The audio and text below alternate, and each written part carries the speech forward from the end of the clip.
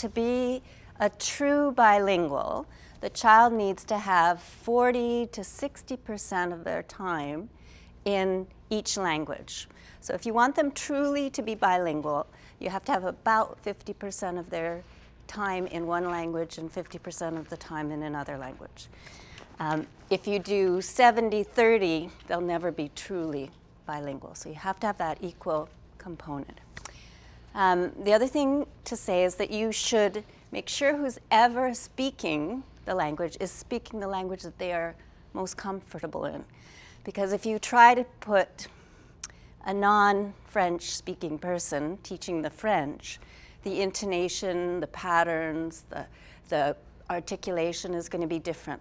Now, that being said, it's really a personal choice. Your child can learn one language first and then have the second language added on. So that's truly another way to expose them to the second language. So develop the first language and then add your second language when they have enough spoken and understood language. So when their language is at about, say, a 4-year-old's level is when you would introduce the second language. But there's nothing wrong with having two languages being exposed, having the child interact with those two languages. Just make sure it's that 40 to 60% of the time that they have both languages. Any questions about that? Yes? I'm French, but I'm bilingual. So in the home right now, we had made a decision we would only speak to her in English, and that's what she's used to. But we registered her in junior kindergarten, which she is now, and it's half and half. So half her day is in French and half of her day is in English. Is that detrimental to her? Or? No, Okay. but you should make half her time at home be French and half of it in English Also. as well. Okay. If you really want her to be bilingual, you need to support her at home with the French. Okay. Okay? And if she's already communicating in 3-word, 4-word phrases, she's ready. She's Okay. ready for it. Perfect. Thank you very much. Okay, yes? I'm from a Chinese family, so me and my husband were both Chinese. So when we speak, we feel most comfortable speaking with each other in Chinese. This is what we do. So when we first went to the therapy, and they told us whenever we talk to our kid, to my son, we'd better speak in English.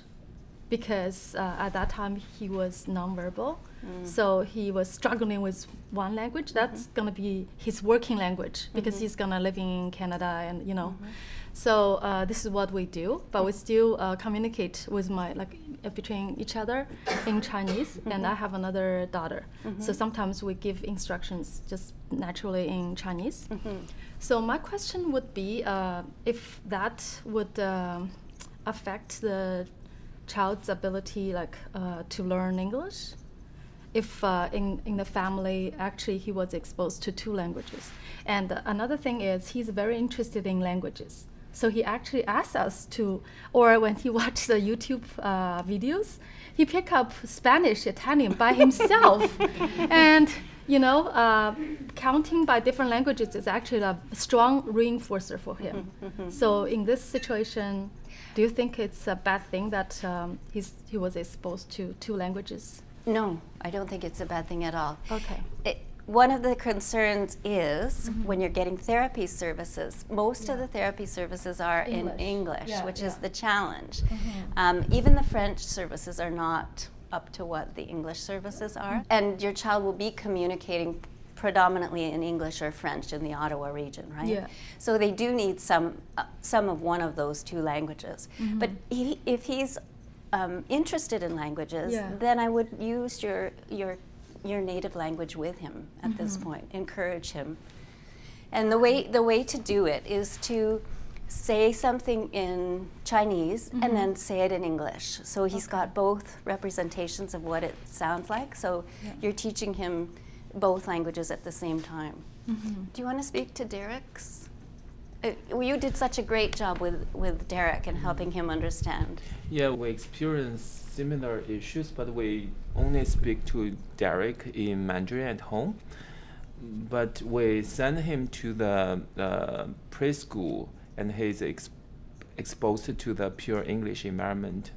So the issue we found is that he can pick up the English and understand English, but he can't communicate with English to his daycare teacher.